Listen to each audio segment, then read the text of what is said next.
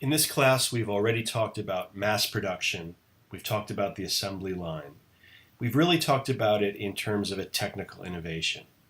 And I want to turn to my colleague Nicola Pizzolato in London to move beyond the assembly line as a technical innovation to talk about the cultural ramifications of mass production on a large scale. Nico. Hello there. Yes.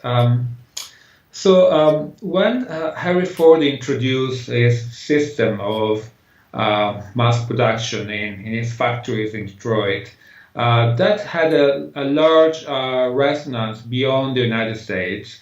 And a number of intellectual commentators, engineers across Europe and across the world became interested in this system. One reason was the technical reason of improving production, but social theorists became interested because they understood that there were wide ramifications of this system of production for the overall social order and for the culture of the working classes. Well, one example of this that you find, for instance, in literature, it's a book, Brave New World by Aldous Huxley, which is sort of dystopian novel based on the effect of Fordism. In Italy, the debate was particularly interested, and one, I think, key contributor to this debate, although at the time he was in prison and was writing from prison, is the Italian politician and theorist Antonio Gramsci. Antonio Gramsci, while was imprisoned by fascism during 12 years, he wrote notebooks in which he commented on social and political issues. And one of the most famous sections of his prison notebooks are called Americanism and Fordism. And one thing that interested Gramsci at the time, he's writing in the 1930s, is the fact that Fordism would have on workers' psychology, on workers' leisure time, on workers' morality. He recognized that Fordism, in the effort to create efficient workers, was trying to shape a new type of man. That's how Gramsci put it. There was a sort of a psychophysical connection, that's again Gramsci's word, that needed to be taken care in this new type of worker that inhabited the Fordist factories.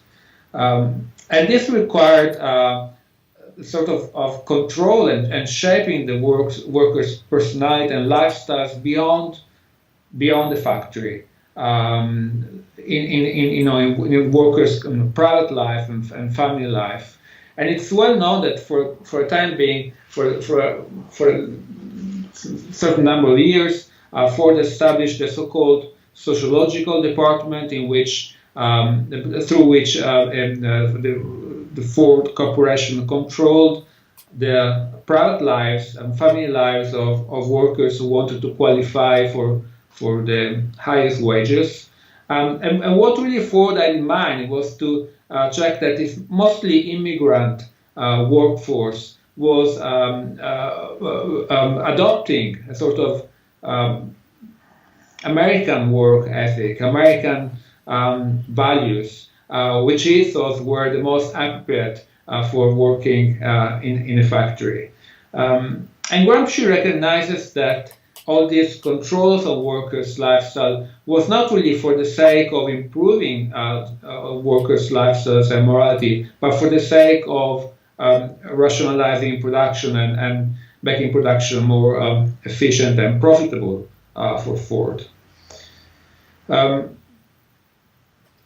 thing that interesting Gramsci eventually says, Gramsci is not pessimistic about this effort. He recognized that this effort is eventually probably destined to fail. It's very difficult, even though it's very difficult for Ford to shape this new kind of man, a man that would not be political, would not be contesting and critiquing the system of production. Because Gramsci says that as much as you fragment the task at work and create an individual who really execute the same task over the whole day, as much as you try to control workers' private life, there is a critical spirit within the workers that will survive and will